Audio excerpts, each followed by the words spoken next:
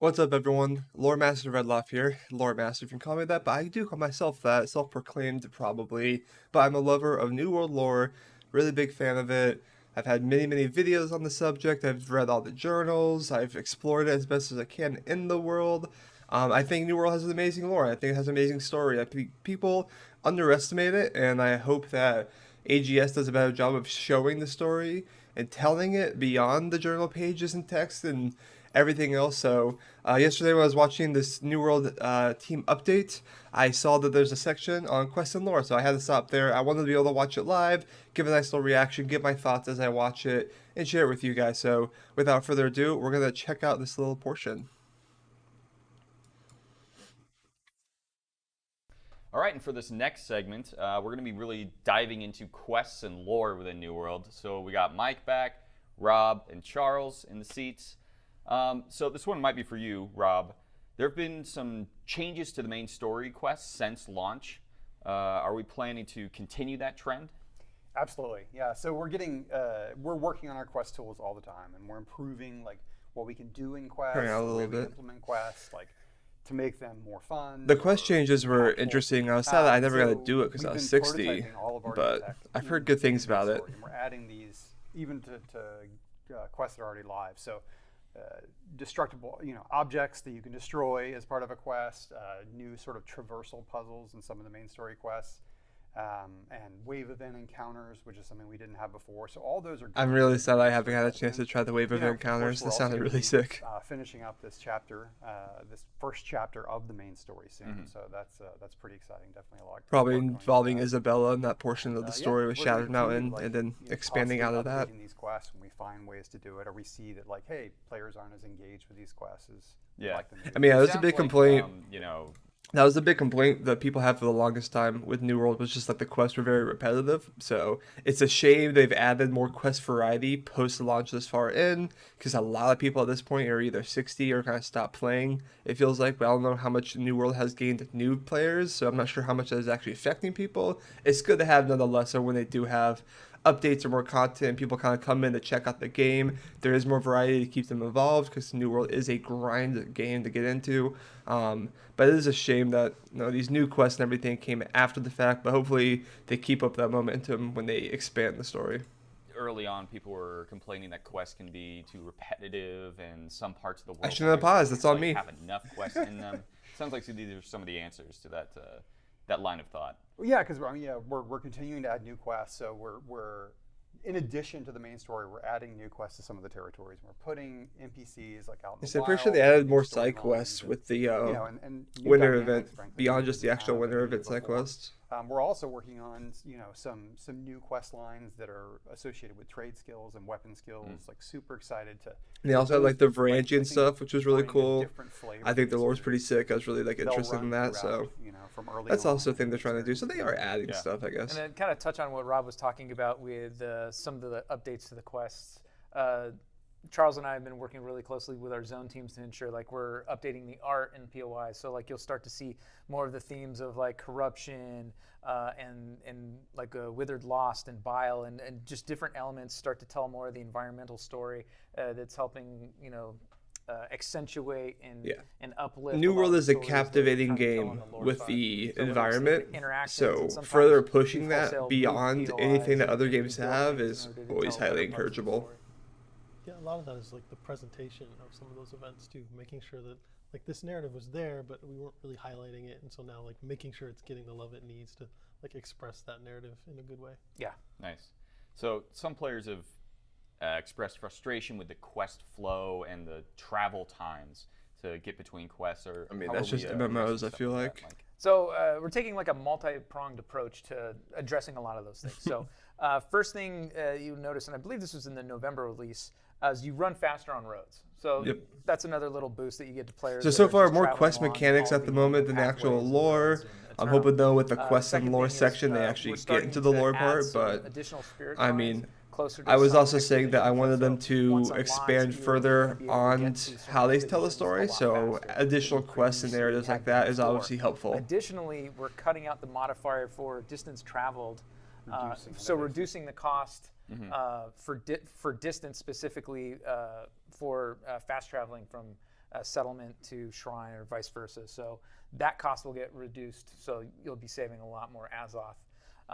And then what was the last one, Rob? We're also revealing them on the map ahead of time, so you can see where Yes. they are and Oh, go okay. find the spirit shrines. I mean, before you could follow the column in the sky, but this kind of makes it a little bit easier for you to identify them on the map and then head over there to unlock it and hopefully make it easier to get around the world. And then additionally, with a lot of the new quests that we're doing, we're having the NPC like follow along with you. So a lot of times it's going to be shorter distances traveled, and then also you're going to have turn-ins in the next sequence of quests closer by for a lot of the new content that we're exploring. Oh, so the Putting turn is NPCs out okay. near the situation they're going to. That is nice. I mean, that's kind of what they started to do Right. with some You can see NPCs. some of that with the Varangian but- Knights. Yeah. And that like Yeah, adds so- to the dynamic feel of the world. You're going out and like, coming across these other. Yeah, and they do a good job too of trying to make the world actually feel dynamic and interactive. And I mean, the sound Just going design and back to everything is so the great. lore and So narrative. here we go, Um, baby. So far, it feels like Eternum has a lot more questions than answers. Even as Definitely. we, are going to start to Definitely. wrap up storylines, is the mystery behind Eternum going to remain, a through line as we go forward? Yeah, I mean, definitely the fact that this island is this mysterious source of legend and myth for all the world's cultures is kind of the core idea of what it is. And so, Yeah. there's folk stories and superstitions that are associated with this, and that's something we want to play with for the life of the product. And I think it's something that I guess what I want to mention is that there's another aspect with the enemy families, with the corrupted and the lost and the angry earth, where the dynamics between those and the history and how they relate to the ancients, one of the big mysteries about how who the ancients were and where they came from and where they went.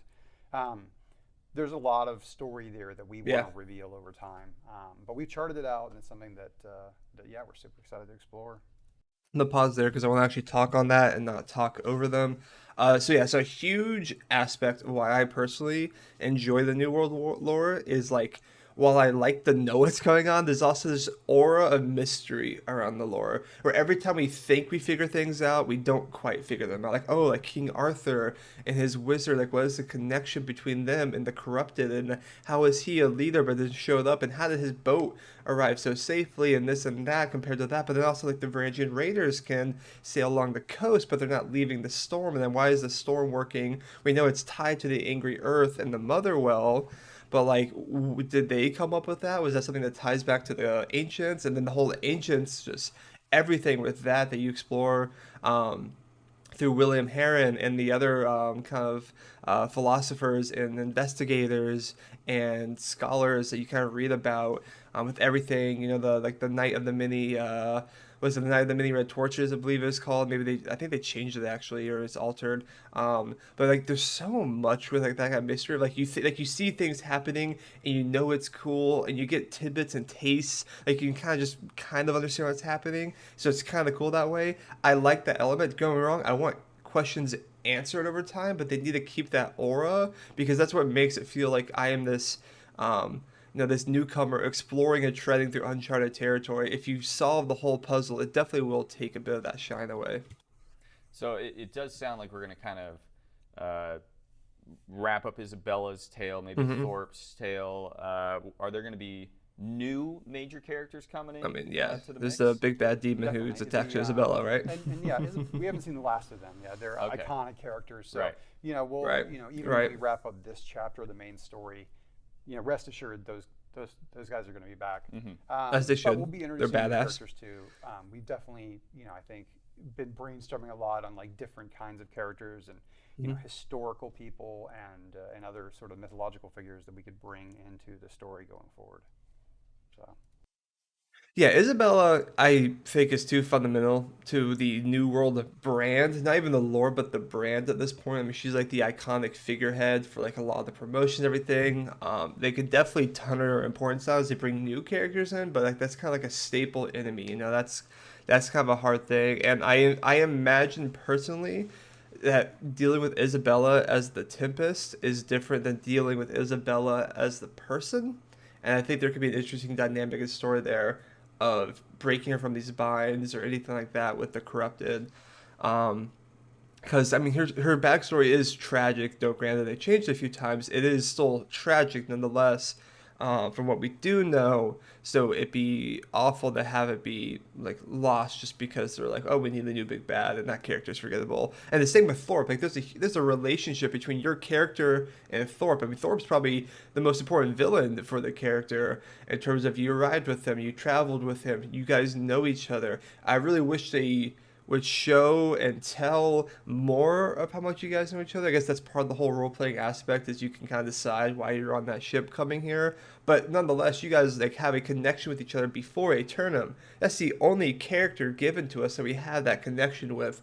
So I'd hate to lose that aspect of that kind of dynamic, as you guys are clearly supposed to be like mirrors of each other. Of you're both newcomers rising to this land. You rise up as like a leader within the Soul Wardens. He rises up as a leader within the Corrupted, and you kind of mirroring each other's growth and expertise. It's a really cool kind of storytelling element that I would hate to lose just because, oh, the next big bad is cool and we gotta go to the Brimstone Sands and deal with that, and Thorpe is gone. Granted, there should be moments like that, but I think having them more recurring and not just finishing off like they're kind of hinting at is much more satisfying as a storytelling element than anything else. Plus, the lore of them and the whole Tempest thing, while I do want answers on it, like, I don't want answers at the cost of like losing cool characters that you associate with that with.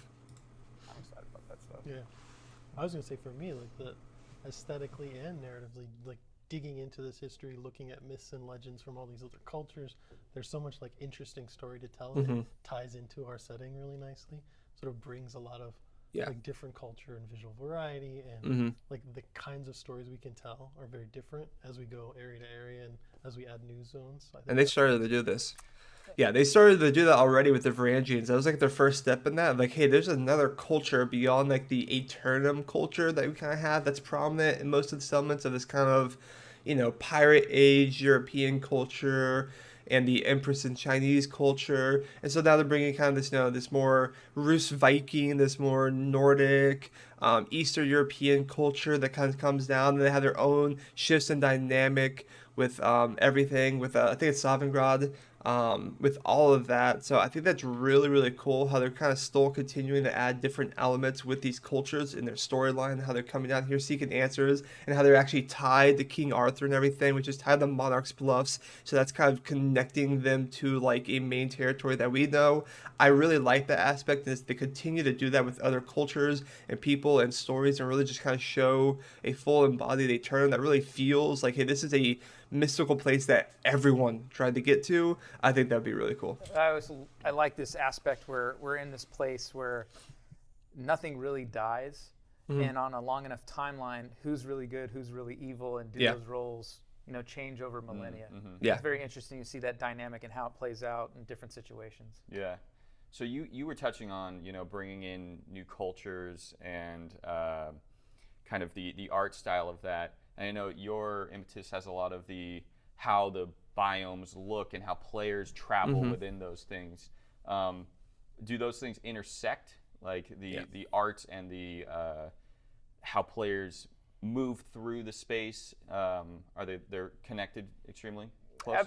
Absolutely. You can't have one without the other. I mean, you have visual storytelling and the needs of the player, and then they're not too different than, I guess, how humans react with things. Like how we observe something, we speculate about it, and then we engage with it.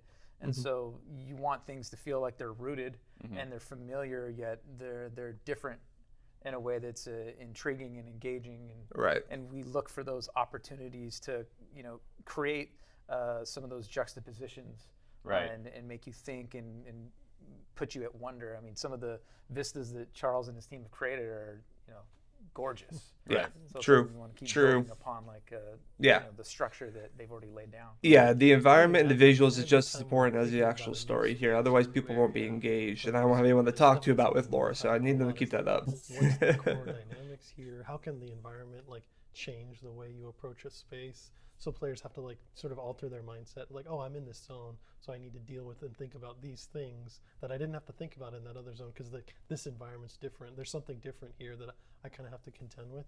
I think we want to lean into that more environmental stuff that just affects how you approach the game and sort of what you're doing in that zone. Yeah, definitely want to take advantage of the the growing set of utilities that we're giving the player and how that interacts with the places that we create.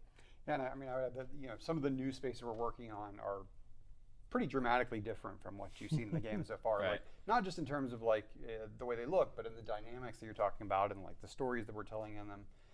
And then we're also really working hard, I think, in all of our different disciplines on creating more discoverable stuff, like things that players just happen onto, whether that's you know, a character, a quest, or like a little mystery that's embedded in the environment.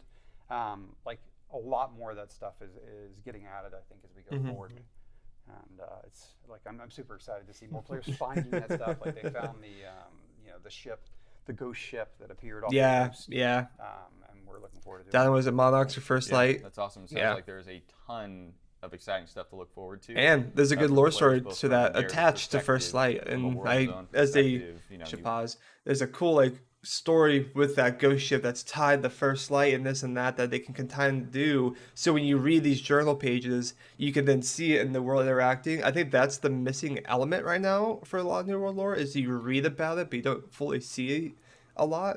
And so if you can really kind of pull this together, where if they're not going to add like, you know, or cinematics or anything like that, like at least pulling in the lore to be in the game more so you can see it and like have that callback really makes it interesting. new enemy types coming in. So you'll see all of that in the future, and we'll we'll all check it out together.